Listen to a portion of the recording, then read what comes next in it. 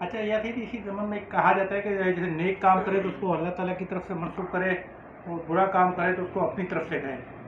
تو اس کو اسی طرح لیکن کیا ہے اس کو کیسے لیتے ہیں؟ جبکہ بعض بزرگ کہتے ہیں کہ آپ جو ہے نہ تو کسی کو بتائیں نہ اپنے خود اقرار کریں کہ اللہ معاف کر دیں، اور بعض کہتے ہیں کہ گناہ اپنی طرف منسوخ کریں. دیکھیں بات یہ ہے، اس میں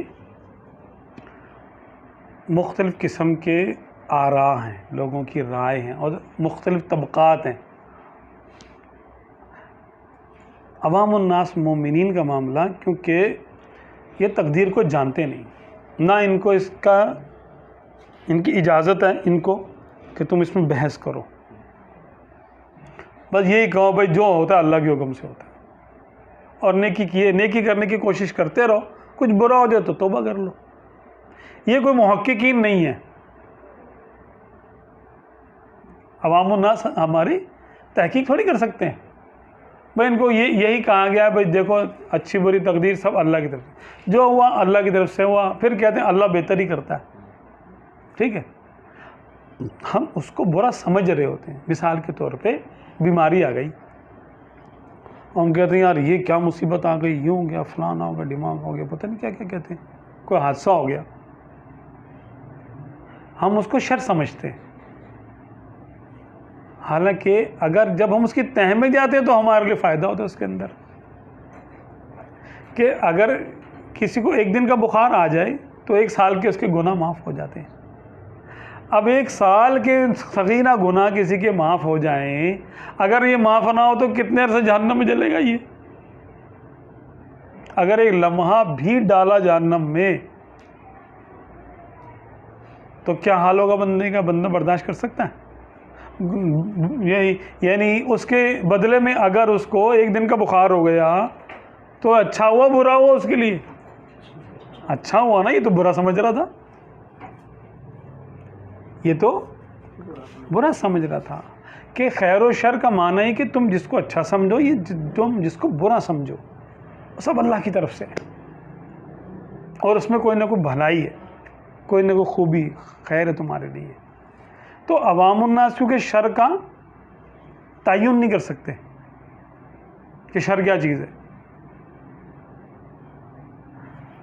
تو اس لیے یہی کہا جاتا ہے کہ بھائی ہمارا اس پر ایمان ہے کہ سب خیر و شر اللہ کی طرف سے. دوسرا موقف اس پہ یہ آتا ہے، جو محققین ہیں یعنی صوفیہ کرام ہیں، وہ یہ کہتے ہیں کہ بھائی نیکی کرو تو کہو کہ اللہ نے توفیق دے دی، گناہ کرو تو کہو کہ میرے نفس کی شرارت ہے. یہ ادب سے ہے، یہ بات ادب سے تعلق رکھتی ہے. ہم بھی یہ جانتے ہیں کہ نفس کی شرارت ہے، تو نفس کو کس نے پیدا کیا؟ نفس کو گناہ کرنے کا اختیار کس نے دیا؟ خالق تو وہی ہے نا. لیکن ادب یہ ہے کہ ہم اپنی طرف منسوخ کریں. حقیقت ہمیں پتہ ہے کہ اس شر کا، اس خیر کا مالک اور خالق کون ہے؟ ایک ہی ذات ہے. خیر کا خالق بھی وہی ہے، بالعکس شر کا خالق بھی وہی ذات ہے. لیکن اس شر تک میں پہنچا ہوں اپنے اختیار سے، اس نے زبردستی نہیں ٹھونسا میرے اوپر یہ شر. خالق وہ ہیں لیکن اس شر تک پہنچا میں ہوں.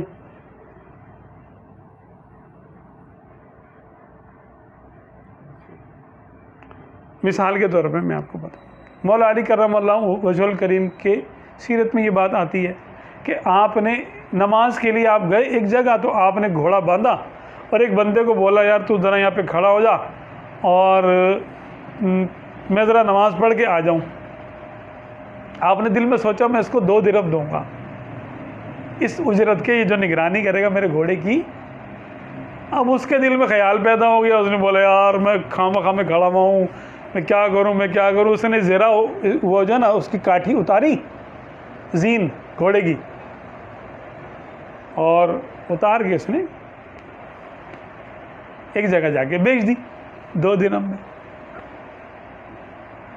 جب آپ آئے دیکھا تو گھوڑے میں زین ہی نہیں ہے. آپ نے فرمایا ارے، اور وہ نگرانی کرنے والا بھی وہاں سے فرار ہوا ہے. آپ نے گئے بازار میں گئے، دیکھا وہی زین بک رہی تھی اسی بازار میں قریبی. آپ نے 2 درہم دے کے وہ زین خرید لی. اب بتائیے 2 درہم تو اس کو ملنے تھے نا اس چور کو. وہ آپ نے نیت کی بھی تھی، اگر وہ صبر کرتا تو خیر سے مل جاتے، اور مولا علی اگر اس کو دیتے تو نسلیں اس کی کھاتی، اس کا ساتھ میں برکتیں بھی آتی نا. مولا علی سے کچھ انعام مل جائے تو کیا ہی بات ہے بندے کی، نسلیں سنور جائیں ہماری. ہاں، لیکن اس نے کیا کیا، اسی خیر کو اپنے اختیار سے شر میں تبدیل کر دیا اس کے نفس کی وجہ سے. اچھا، اللہ کو معلوم تھا ہمیشہ سے کہ علی اس کو اختیار دے گا اور یہ چوری کرے گا، یہ اس نے لکھ دیا، یہ ہے تقدیر.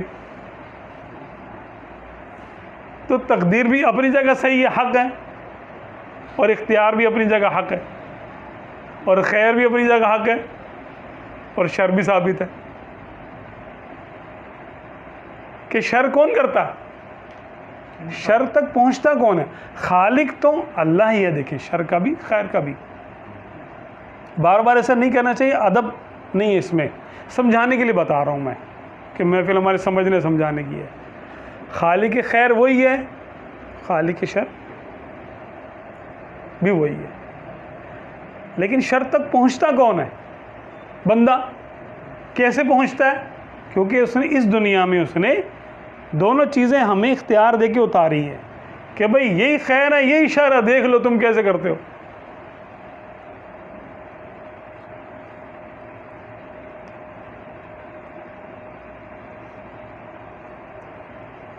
ایک شخص آپ کو تحفہ دینا چاہ رہا ہے، آپ چوری کر لیتے ہیں وہی چیز. تو جب تحفے میں ملتی تو وہ چیز خیر تھی آپ کے لیے، اور چوری کر لی تو چیز تو وہی نہیں. تقدیر میں یہ تھا کہ اس کو یہ چیز ملے گی، یہ چیز اس کے لیے اتاری ہے ہم نے، یہ چیز فلاں کے نام کی اتار دی. اب یہ جیسے چاہے اختیار کرے اس کو، جیسے چاہے اس تک پہنچتے. خیر کے ذریعے سے پہنچ جائیں تو ثواب ہوگا، اور شر کے ذریعے پہنچے تو کیونکہ اس نے قانون توڑا، تقدیر میں اس کی تھی یہ چیز، لیکن یہ قانون توڑ کے آ رہا ہے، دیوار پھلانگ کے آ رہا ہے. اب اس کو سزا کا مستحق ہو گیا، یہ سزا ملے گی. اب اس کو قانون توڑنے کا اصل شر کیا ہے پتہ ہے؟ قانون توڑنا. رزق تو اس کا وہی ہے، اس چور کا رزق وہی 2 درہم تھے، لیکن اگر مولا علی کرم اللہ وجہ الکریم کے ہاتھ سے لے لیتا تو خیر کے ساتھ مل جاتے. اب اس نے چوری کر کے لے لیے تو شر کے ساتھ درہم وہی 2 اس کے، یہ اس کی تقدیر تھی 2 درہم، یہ اس کا رزق تھا. 2 درہم اس کا رزق تھا، اور اختیار اس کا یہ تھا کہ یا تو تحفہ لے لے یا چوری کر لے. اس نے چوری کرنے کا اختیار کیا، چور بن گیا. اور تقدیر کیا تھی؟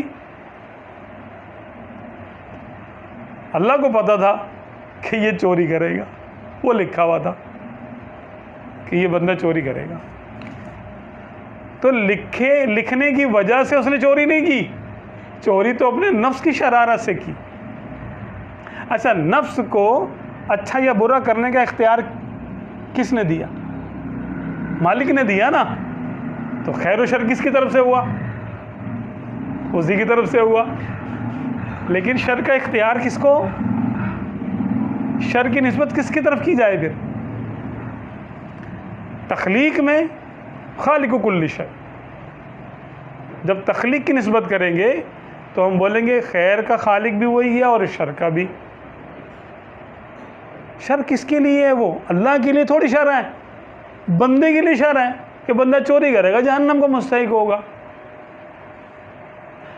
دوزخ بری جگہ ہے نا، شر ہے، مجموعہ شر ہے سمجھ لو. وہ وبئس المہاد وبئس المصیر. کس کے لیے؟ اللہ کے لیے. اللہ نے تو دوزخ بنا دی. وہ کس کے لیے شر ہے؟ مخلوق کے لیے. اس کے تخلیق کے اعتبار سے کچھ شر نہیں ہے. بندوں کے اعتبار سے خیر بھی ہے اور شر بھی ہے. اچھا جنت کا اس کو کیا فائدہ؟ جنت میں وہ رہے گا آ کر کے، اس کو کیا فائدہ جنت کا؟ بندوں کو فائدہ ہے. فالو کریں نا میری بات، کہ اللہ کی طرف سے تو ایک مخلوق ہے، اور کیونکہ وہ رحمان و رحیم و کریم ہے تو اس کی طرف سے جو کچھ ہوتا ہے وہ خیر ہی ہوتی ہے. بیدہ الخیر، اس کے اختیار میں خیر ہے. لیکن جب بندے کو اختیار دیا گیا اور نافرمانی کا اختیار بھی دیا گیا، فرما برداری کا اختیار بھی دیا گیا، تو جو کام فرما برداری کر کے یہ کرے گا وہ اس کے لیے خیر ہو جائے گا، اور جو یہ نافرمانی کر کے کرے گا وہ اس کے لیے شر شمار ہوگا. ہے وہ کام، ہے وہ انعام یا سزا. انعام بھی اس نے پیدا کیا اور سزا بھی اس نے بنائی، اختیار دے دیا. انعام والے کام کرو گے انعام خیر، اور جہنم اس نے کسی کے نام تھوپ نہیں دی. سمجھانے کے لیے بتا رہا ہوں کہ تو نے جہنم میں ہی جانا ہے، بس تو جائے گا، تو چاہے جتنا مرضی نیک ہو جائے میں تیرے کو جہنم میں ڈالوں گا. ایسا کہیں نہیں ہے. لکھنے کا مطلب یہ ہے کہ اس کو پتہ تھا کہ یہ اتنے اس کو دعوت دی گئی، اتنے آیتیں سنائی گئی، اتنی آیتیں سنائی گئی، اتنی حدیثیں اس کو جو ہے نا بتائی جائیں گی، کرے گا یہ وہی کام، جائے گا جہنم. یہ اس نے لکھ دی کہ بندہ جہنم ہی ہے. اب لکھنے کی وجہ سے کوئی جہنم میں نہیں جا رہا، بلکہ جا رہا اپنے اختیار سے ہی ہے. یہ خیر و شر ہے، کیونکہ اس کا خالق اللہ ہے تو ہم کہتے ہیں من اللہ تعالی، اور اس کا کاسب بندہ ہے. یعنی اس کو اختیار کون کرتا ہے شر کو؟ بندہ. تو اللہ کی طرف سے سب خیر ہے، اور بندے کی طرف سے